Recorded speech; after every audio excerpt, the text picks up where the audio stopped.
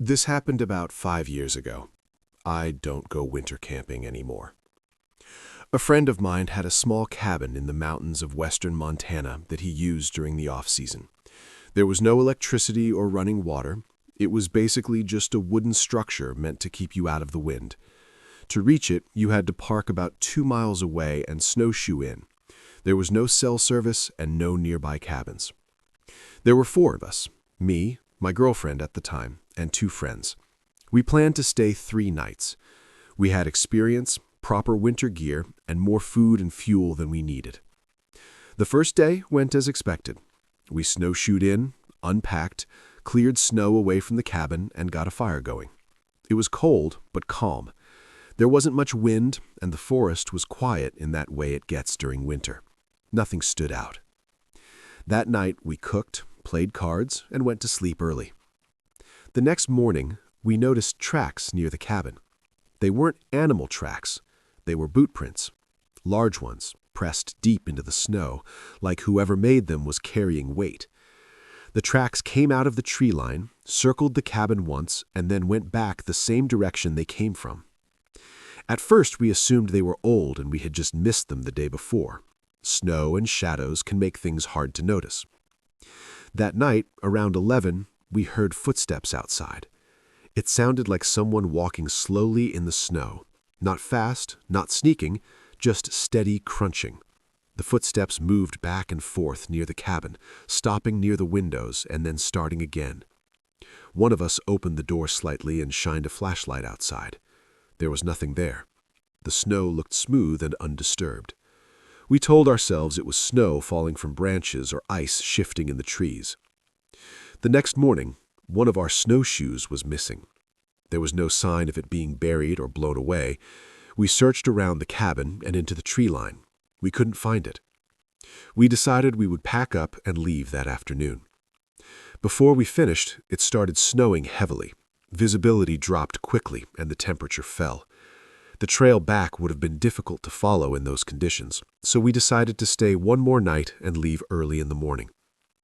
That night, the footsteps came back. This time they stopped right outside the door. We could hear breathing, slow and steady, like someone standing still. Then we heard something being dragged across the snow. None of us opened the door. After a while, the noise stopped. By morning, fresh snow had covered the area.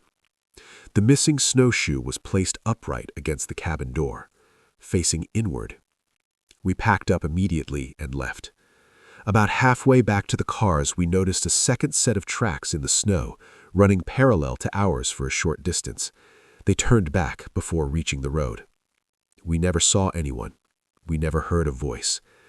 I don't know who it was or what they wanted. I just know that winter is quiet enough to hide people, and snow doesn't keep evidence for very long. We were camping for 4 days in an area of the Red Feather Lakes, northern Colorado, for 4 days. Deep into the woods, 20 miles down a dirt road without anyone else in sight. We came in during the day and didn't notice anything unusual. We had enough supplies for maybe 6 days for our party. My wife and I, my brother-in-law, my 3 nephews, ages 5, 6, 8, and our dogs. Day 1 was amazing. Hiking, fishing, stargazing, and s'mores. Dogs loved roaming around. The next day was equally as amazing. Lots of activities, yard games like cornhole and board games with the boys. Around 6 p.m., though, the mood or atmosphere changed with the dogs. Suddenly, they were seemingly very on edge, patrolling the edge of our camp, hackles raised, occasionally growling at the woods. We didn't think a whole lot of it. We had hiked into the woods for miles, and everything was just forest in every direction for miles and miles. There was a hill we could go up another plus 700 feet that we'd get above the tree line for stargazing, and we could see in every direction. No other lights, campfires, etc. Figured the dogs were detecting wildlife, maybe a curious black bear or even a mountain lion. They're big dogs. We're armed. We didn't let the kids wander too far from sight. But again, it didn't seem like an issue. That night, us adults stayed up around the campfire till 1 a.m. or so. I kept getting a feeling that something was watching us. I was more on edge than I've been, and we're avid campers with plenty of experiences or run-ins with bears and other wildlife while in the woods. It just felt different. When we finally went to bed, I don't think I slept more than half an hour at a time and swore I'd hear the occasional crack of branches off in the woods. The next day, we didn't notice anything off about the camp, although my brother suspected something had happened to our water. We had 5 or 6 of those 5-gallon jugs with the little pull-out spigot on them. 2 were in my truck, 1 in our tent, 1 in his car, and the remaining 2 appeared drained, although it might have been the boys or a leak. We decided we might pack it in after lunch on day 3. We didn't want to end the trip early, but stuff just felt so strange. The boys were sad, and we were back and forth on if we were being paranoid, but the dogs were just seemingly so on guard and were going crazy, running around sniffing like crazy when we went on our hike that day. After lunch, we started packing up our gear. 2 tents, games, food, etc. Takes a while to pack up, especially with 3 little boys running around like crazy. And weren't in a rush. By the time we were all loaded up, we decided we'd heat up a quick dinner. The boys had one last request. They wanted to go snipe hunting. Still had an hour or so of daylight left, so we were fine with it. We went off into the forest and did the classic snipe hunt thing. BIL in the front, leading us in a wide circle that'd end back at the camp, my wife in the middle of the boys, me trailing the rear. I'd pick up small rocks and sticks, and when the boys were looking away, I'd toss a rock or stick, and they'd jump all scared, and the other 2 adults go, "Oh my gosh, I think the snipe went this way." It's good fun. Well, as the sun was going down a bit more, not dark but setting, and we're nearing camp, a rock the size of 2 fists comes flying in, barely kissing one of my nephews. The adults look back at me like I'm crazy, and I'm like, that wasn't me. Another rock comes in and hits me square in the back. We don't even ask questions. Time to go. Each adult grabs a kid and we book it back to our cars. The woods are moving behind us as we get to the cars, bushes shaking, tree branches cracking and popping. We're all loaded up, I think. If we left anything behind, sorry to the Forest Service. We've got about 20 miles of dirt road back to concrete. We get maybe a quarter mile into our drive and suddenly the road is littered with bones and animal carcasses. Beheaded deer and raccoon bodies. Some fresh, others just bones.